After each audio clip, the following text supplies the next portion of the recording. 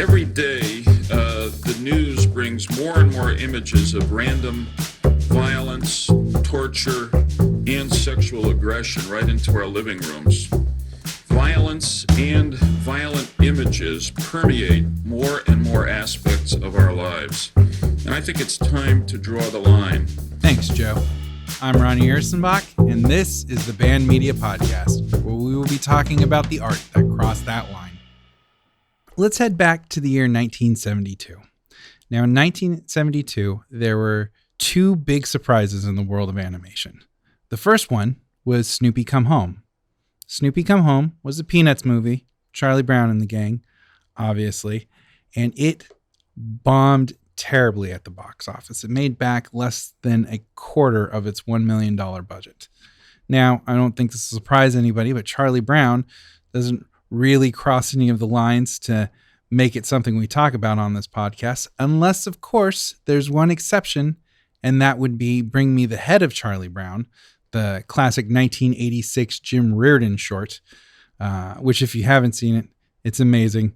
It's a play off Bring Me the Head of Alfredo Garcia by Sam Peckinpah, wherein the Great Pumpkin King puts a bounty out on Charlie Brown's head. Fun fact, Jim Reardon, the guy who made that short, went on to direct for The Simpsons and is a writer for Pixar and Disney, working on films including Wreck-It Ralph and Zootopia. But the movie we are talking about, the big surprise from that year, was Fritz the Cat. Fritz was the first independent animated feature to gross over $100 million at the box office. Now, some people say it was only 90, but either way, it was the most successful animated feature film of all time when it was released. The reason we're talking about it on this podcast is it was the first animated feature to be given the dreaded X rating by the MPAA.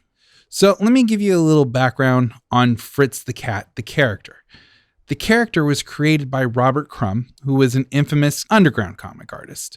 He created Zap Comics, which was the first successful underground comic publication. He came from San Francisco and had created several other famous characters, many of which were deeply entwined with the hippie movement of the time.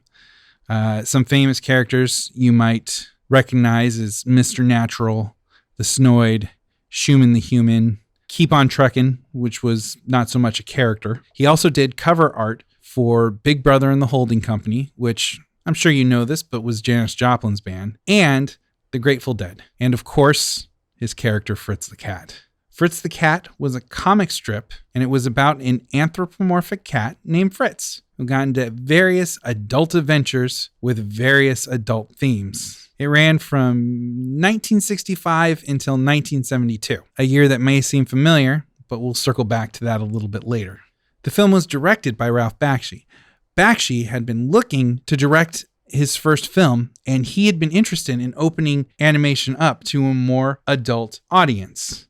Part of the reason that he did this was, at the time, he had been working for Terry Toons, which created a lot of popular cartoons of the day, including Mighty Mouse, and Bakshi grew tired of animating children's cartoons. Ralph Bakshi had this to say about his career in animating for children's television. Grown men sitting in cubicles, drawing butterflies floating over a field of flowers while American planes are dropping bombs in Vietnam and kids are marching in the streets is ludicrous.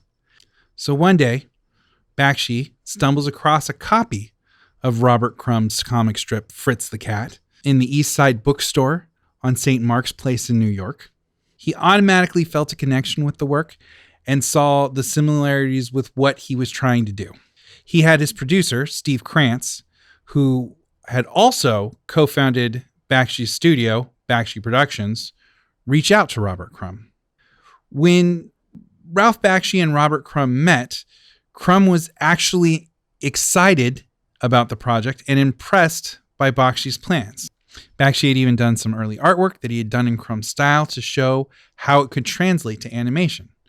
Crumb was so impressed, he even lent Bakshi one of his sketchbooks so that Bakshi could use them as a reference. Despite this initial excitement, though, Crumb hadn't signed the paperwork.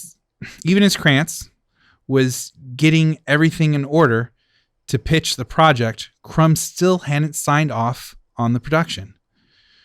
Krantz got nervous, and he sent Ralph Bakshi from New York to Robert Crumb's home in San Francisco to stay with him and his wife Dana and try and convince him to sign the paperwork. After about a week, Crumb split, as he was known to do. He would often leave his spouse. But he did so without having signed any of the paperwork and leaving the future of this film up in the air. But luckily, his wife Dana had power of attorney and signed on Robert Crumb's behalf. So, in an admittedly shaded way, the rights were secured and they went into production. Krantz and Bakshi set out to find a distributor, but that wasn't the easiest path. No one wanted to touch animation because they thought Disney was the only company that could do it successfully. And if you ever listen to any interviews with Ralph Bakshi, he takes some issues with Disney. We'll just say that. Steve Krantz later said, "When I say every major distributor turned it down, this is not an exaggeration." But luckily in 1970, they caught their break with Warner Brothers, who agreed to fund and distribute the film, which at the time was a little weird because they were kind of the most conservative in the game. Although this was short-lived because in November of 1970, Bakshi and Krantz screened a short presentation of some of the work they had done so far on the film. It did not go well. Bakshi later told Black Book that he could see from their faces that this is not the movie you're allowed to make, and I said, bullshit, I just made it. Warner Brothers wanted to tone down the sexuality and change the cast to more recognizable names, so Krantz and Bakshi just left. They would eventually find funding from Jerry Gross, owner of Cinemation Industries, who would go on to enjoy considerable success with Melvin Van Peebles' Sweet Sweetback's Badass Song. As a guy who studies, that title is always very hard for me to say. And apparently so is the word stutter, as I said, studies. Melvin Van Peebles' Sweetback's Badass Song, which was another film that received an X rating, while Fritz was in production. When animation finally did get underway, it took quite a while to get the staff just right. Two issues kept coming up. The first was they would get animators that, quote, were wanting to be very dirty and draw filthy pictures, end quote. And they were usually fired. And the second issue was the complete flip side of that, animators having low tolerance for the vulgarity in the film. These animators left the project for a variety of reasons, including not being able to come clean to their families about what they were working on. That's not to say he didn't end up assembling an incredible team of animators. Ted Bonnickson was particularly dedicated, especially considering that he had been diagnosed with a terminal case of leukemia. He made sure to complete all of his work on the synagogue sequence, even taking his work home with him. Sadly, Fritz would be the last thing he would ever work on, passing away in late 1972 at the age of 55. Once the film was completed, they submitted it to the MPAA, and it received the dreaded X rating. The first time that had ever happened for an animated film. Now, before we go any further, let's talk a little bit about the X rating and what it means to be X rated. The X rating is what the MPAA originally used for films that were harder than an R rating. Unlike other ratings, however, the X rating was not trademarked, meaning that even if you didn't submit your film to the MPAA, you could still self-apply the rating to let people know that this film was most definitely not for children. And at first, this system worked pretty well, and it was not unheard of to have mainstream X-rated films. Fun fact, Midnight Cowboy, A Clockwork Orange, and Last Tango in Paris were all originally rated X and all nominated for Academy Awards. Midnight Cowboy even became the only X-rated film to walk away with a win for Best Picture. The problem was, because the X rating was not trademarked, pornographers had started using it en masse, particularly because the 1970s brought with it several huge rollbacks on the illegality of porn, issuing in a kind of era of porn chic. This meant that pornographers were starting to slap X's on their work as marketing, even going so far as to create the XX and XXX, which were never MPAA ratings at all. The end effect was the X rating quickly became associated with pornography, whether or not the film itself was actually a porno. And this was the fate that befell Fritz. Though, as mentioned before, the distributor Cinemation had recently had somewhat of a hit with the X-rated Sweet Sweetback's Badass song, and he decided to lean into the X rating. As the film lost playdates and magazines rejected advertisement for the film or to give it editorial publicity, Cinemation answered with a marketing campaign that boosted 90 minutes of violence, excitement, and sex.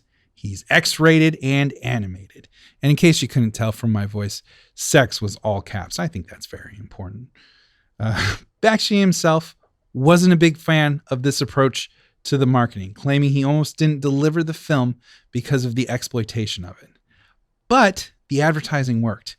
It grossed $25 million in the US, over $90 million worldwide, against its estimated $700,000 budget. Despite its advertising campaign, the film would be solidified as not pornography by receiving praise in Rolling Stone and The New Yorker, and even being accepted into the Cannes Film Festival. Critical reception was mixed, but overall, there was one critic who was very vocal about his dissatisfaction with the film, and that was Fritz's creator, Robert Crumb. Crumb made no qualms about the fact that he despised the film. As a matter of fact, he hated it so much that the same year that it was released, 1972, he released the comic strip Fritz the Cat Superstar. In Superstar, Fritz becomes a big, jaded Hollywood star. Also making an appearance in this comic strip is a director named Ralphie and a producer named Stevie. Obvious references to Bakshi and Krantz.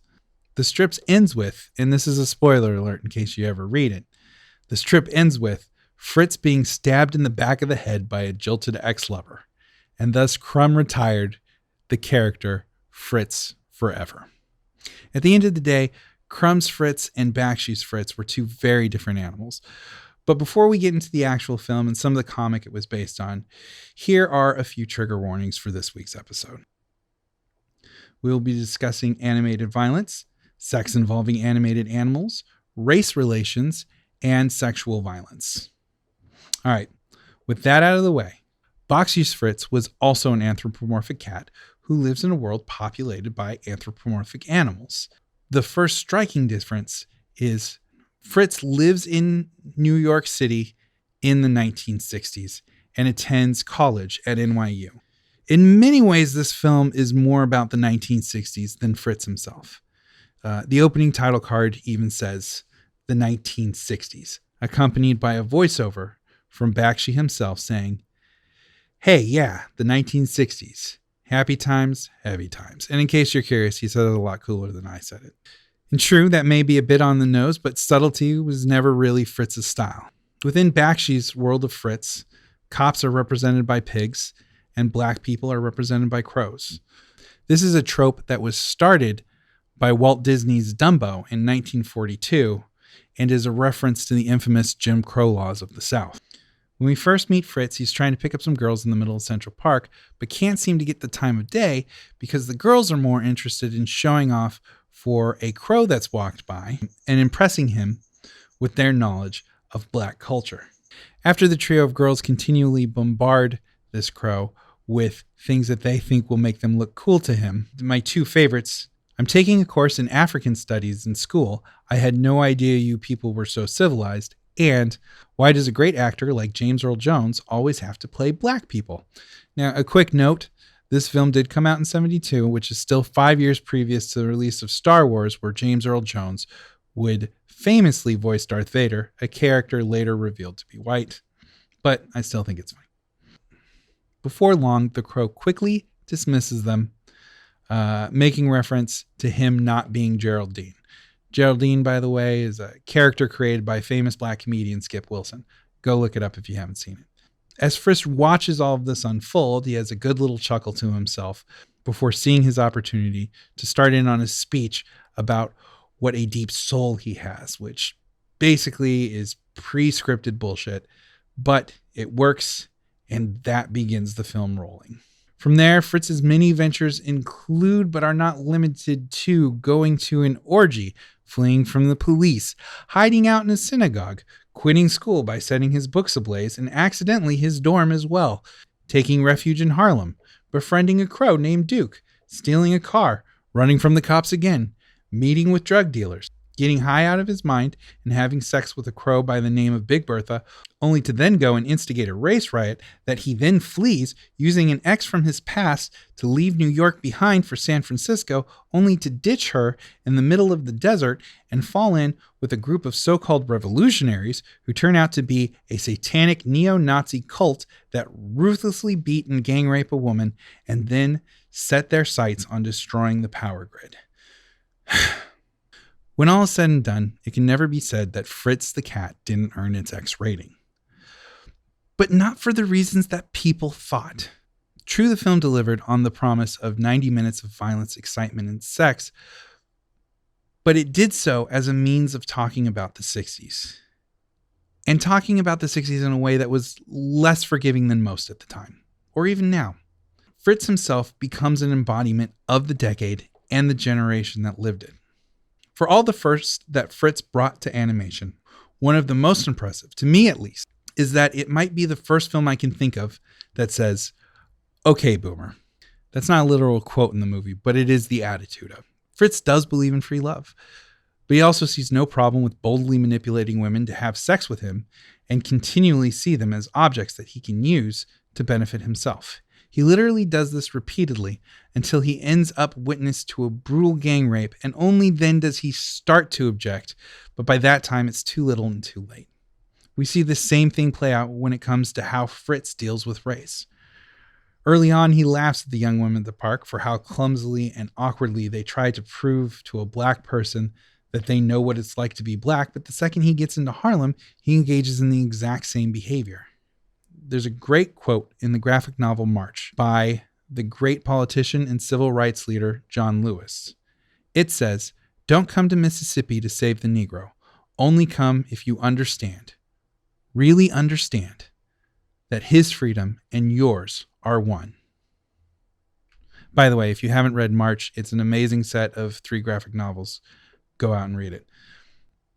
But Fritz is certainly more of the former as opposed to the latter, and it shows the longer he stays in Harlem. Each action that he takes, trying to prove that he knows what it's like, ends up bringing consequences.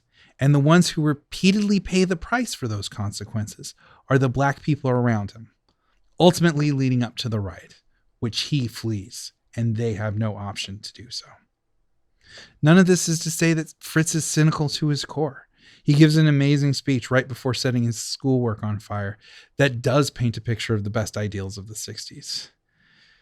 And it's a speech that he gives to himself, not like so many others that he gives throughout the course of the movie to either impress or manipulate others. He actually believes this one. It's his inability to live up to those ideas that is the ultimate undoing of Fritz, and more importantly, of the people around him. In the end of the day, Fritz enjoys a decent cult following today, and it helped to open the doors to the more adult-oriented animation that we enjoy today. Everything from The Simpsons and Family Guy to South Park and more. Despite its down and dirty animation style, it manages to have some amazingly creative sequences that can be as beautiful as they are harsh. The film manages to make Fritz into a real character and put him into a context of both a time and a place. A context that brings repercussions for his actions, something the comics rarely did. It's a film I definitely dig and much prefer to Crumb's version, but Robert Crumb will be a later episode. So I'll just leave you with some fun facts about the movie before I go. Fun fact: many scenes were made by recording real people's conversation, with their consent, of course, and later animating the scene and the characters around those recordings. The 2 cops in the film, the pigs, were named Ralph and Robert, after Ralph Bakshi and Robert Crumb. Ralph Bakshi even voiced the Ralph cop, the dumber of the two. Since no pencil tests were used for the film, Bakshi would test timing, flipping through the artist's drawings by hand. The song Yesterdays by Billie Holiday was used in the film, which Bakshi got for a mind-blowingly low $35. Fritz was voiced by Skip Hinnant, who would later find fame on the children's television show, The Electric Company. Fritz was referenced in Season 7, Episode 18 of The Simpsons, The Day the Violence Died. Bart and Lisa stumble into a comic book store, screening a bootleg copy of Itchy and Scratchy Meet Fritz the Cat. Sadly, Fritz doesn't make an appearance. Final fun fact, until next time, I'll miss you guys. Thanks for tuning in. Take care. Oh, there goes that music again. Follow us on Instagram and Facebook at Band Media Podcast. Email us at bandmediapodcast@gmail.com. You can follow me on Twitter at Ronnie Ursenbach. And please like, comment, subscribe. And if you donate blood, come join our Band Media Podcast team on the Red Cross app. And if you don't donate blood, then think about starting and then do the thing I just said. Well, that's enough of my rambling for now, but keep being wonderful, dear listeners. Adios.